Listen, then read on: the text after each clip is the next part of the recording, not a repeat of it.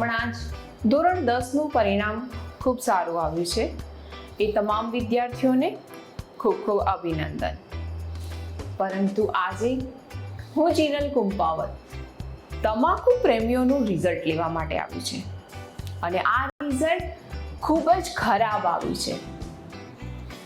એક ભાઈને મેં પૂછ્યું, તમાકુ કેમ ખાવ છો? મને કહે, મેડમ, એનાથી ટેન્શન દૂર થાય છે. મેં કહ્યું, ભાઈ, તમાકુ ટેન્શન દૂર કરતું નથી, પણ ઘરના લોકોને ટેન્શન આપે છે.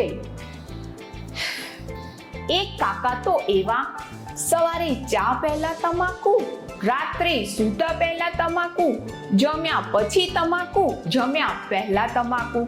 મને તો લાગે છે કે એમના ઘરે ભગવાનની નહીં પણ તમાકુની આગળ દીવો મૂકીને બોલતા હશે, ત્વમેવ માતા ચ પિતા ત્વમેવ, ત્વમેવ તમાકુ ચ ચૂનો ત્વમેવ. મને તો કંઈ નથી થવાનું. હું 20 વર્ષથી ખાઉં છું.